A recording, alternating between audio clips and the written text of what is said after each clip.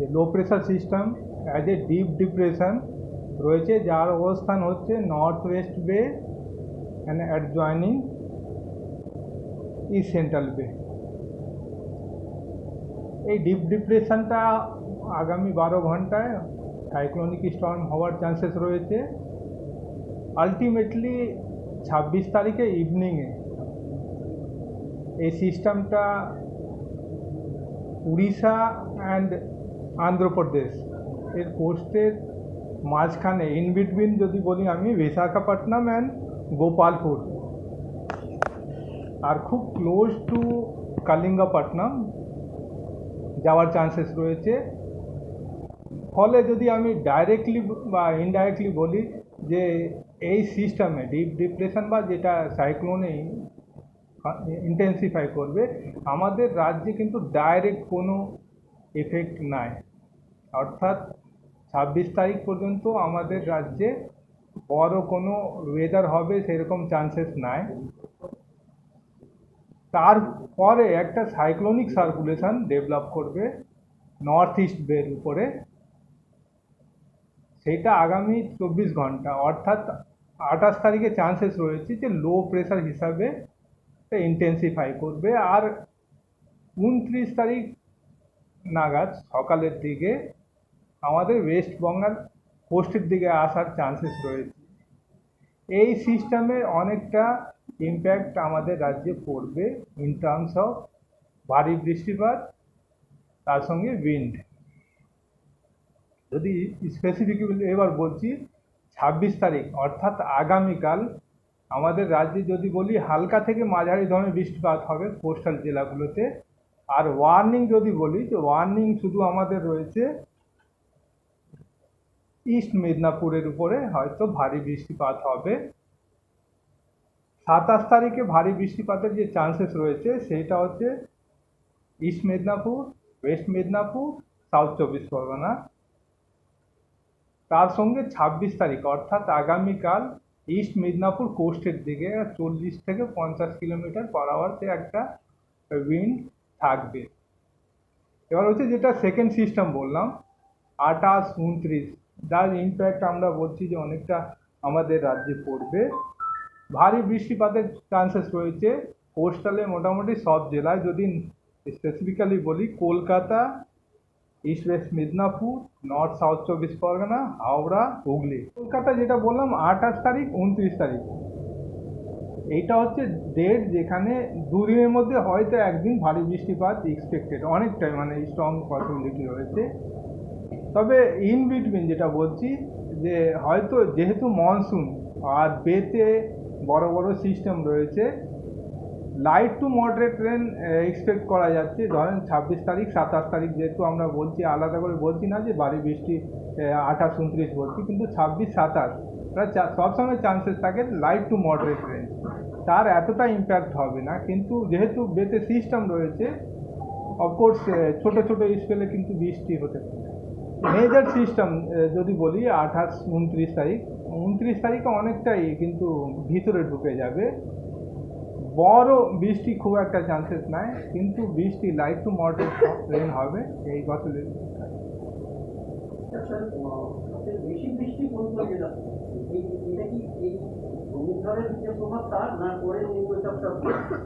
যদি এই আগামী 4 দিন বা 28-29 যেটা বলছি, প্রথমে হচ্ছে যে নর্থ বেঙ্গলে কোনো ওয়ার্নিং নাই, অর্থাৎ অনেকটা মানে ওখানে সাবডিউ অ্যাক্টিভিটি চলছে মনসুনে। ওখানে হয়তো খুব যেটা বেশি হবে লাইট টু মডারেট রেন। এবার হচ্ছে সাউথ বেঙ্গলে যেটা বলছি নদিয়া, মুর্শিদাবাদ, বীরভূম এই জেলাগুলোতে খুব একটা ইম্প্যাক্ট কিন্তু হবে না এই সিস্টেমে, যেটা 28-29 সিস্টেম। আলটিমেটলি যেটা আমরা এক্সপেক্ট করছি যে আমাদের ওয়েস্ট বেঙ্গলের পর হয়তো ঝাড়খণ্ডের দিকে যাবে। ওই জন্যে 28 তারিখে কোস্টালে ডিস্ট্রিক্টগুলো আর 29 তারিখে যেটা বললাম যে কোস্টালে থাকবে, সঙ্গে পশ্চিমের জেলাগুলোতে চান্সেস রয়েছে ভারী বৃষ্টিপাত শুরু হলো। 29 তারিখ সকালে হয়তো, তারপরে লাইট টু মডারেট রেন। এই কয়েকটা এই হেভি রেন ফলে ইন্টেন্সিটির স্কেলগুলো 3 ঘন্টা 4 ঘন্টার মধ্যে হয়তো হয়ে যায় মেন ইন্টেন্সিটি। তারপরে আর আগে লাইট রেন সবসময় চান্সেস থাকে। আমাদের পশ্চিমবঙ্গে যে প্রভাবটা পড়ছে তাতে এই ঘূর্ণিঝড়ের প্রভাব কম, পরে নিম্নচাপের প্রভাবটা বেশি। যেহেতু আমরা বলছি যে গোপালপুর অ্যান্ড ভাইজাগ, কালিঙ্গাপাটনাম, অর্থাৎ কালিঙ্গাপাটনাম যদি বলি আন্ধ্রপ্রদেশ অনেকটা, তার আগে গোটাটা উড়িষ্যার রয়েছে।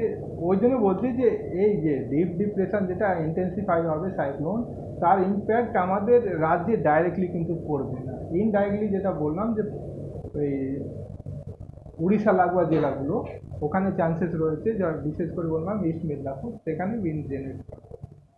পরে নিম্নচাপের প্রভাবটা বেশি। এক্স্যাক্টলি, কেন পরে নিম্নচাপ আমাদের রাজ্যের দিকেই আসছে, তার ইম্প্যাক্ট রিলেটিভলি এই সাইক্লোন নিশ্চয়ই অনেকটা স্ট্রং সিস্টেম রয়েছে কম্পেয়ার টু, কিন্তু যেহেতু আমাদের রাজ্যের থেকে অনেকটা দূর, তার ইম্প্যাক্ট আমাদের রাজ্যে পড়বে না কম্পেয়ার যেটা আমরা বললাম যে লো প্রেশার যেটা মোরাললেস আমাদের রাজ্যেই মানে ঢুকবে, তার ইম্প্যাক্ট অনেক। দুটো সিস্টেমে পূর্ব মেদিনীপুর সব থেকে বেশি। মেদিনীপুর যেহেতু কোস্টাল স্টেশন, যে কোনো সিস্টেম হোক না কেন, লো ডিপ্রেশন বা সাইক্লোন, যে ইম্প্যাক্ট যদি শুরু করি প্রথমে যে কোস্টাল ডিস্ট্রিক্টগুলো, সেখানে ইম্প্যাক্ট রিলেটিভলি বেশি। ওই জন্যে ইস্ট মিদনাপুর, সাউথ চব্বিশ পরগনা এই জেলাগুলো সবসময় ভালনারেবিলিটিটা রিলেটিভলি হায়ার। হ্যাঁ, দেখুন সিস্টেম মনসুন সিস্টেম হয় বঙ্গোপসাগরে, কিন্তু গত কয়েক সপ্তাহ আমরা দেখছি যে কোনো আবহাওয়া পরিবর্তন বা এইগুলো এক্স্যাক্টলি দু একটা সিস্টেম দেখে সেই রকম কনক্লুশন আসা যায় না, কিন্তু এর আগেও আমরা দেখেছি যে সেপ্টেম্বর মাস কিন্তু অনেকটা অ্যাক্টিভ থাকে, অ্যাক্টিভ ইন দি সেন্স নাও। এবার আমরা যে আজকে যদি বলি 25 তারিখ, we are at the verge of this September and October. যেহেতু অক্টোবরে আমরা দেখেছি যে বড় সিস্টেম হয়, এই যে ইম্প্যাক্টে আমরা দেখছি যে সাইক্লোনের মতন অ্যাক্টিভিটি হতে চলেছে, অর্থাৎ এক সপ্তাহ এইদিকে ওইদিকে একটা চান্সেস থাকে। যেহেতু সিস্টেমে শিয়ারটা অনেক হাই, ওই জন্য এই সিস্টেম যেটা ডিপ ডিপ্রেশন হয়তো সাইক্লোন হবে এতটা ইন্টেন্সিফাই করবে না। আদারওয়াইজ যেহেতু অক্টোবরে যদি এইরকম সিস্টেম থাকে, তার ইন্টেন্সিটি আরও হায়ার হওয়ার চান্সেস সবসময় বেশি থাকে। মনসুনের শিয়ার অনেকটা বেশি বলে এই ইন্টেন্সিটি রিলেটিভলি এতটা হাই হয় না কম্পেয়ার। ওই জন্যে মনসুন সিজনে জেনারেলি ডিপ্রেশনের উপরে জেনারেলি ওঠে না, লো দেন ডিপ্রেশন নট সাইক্লোন।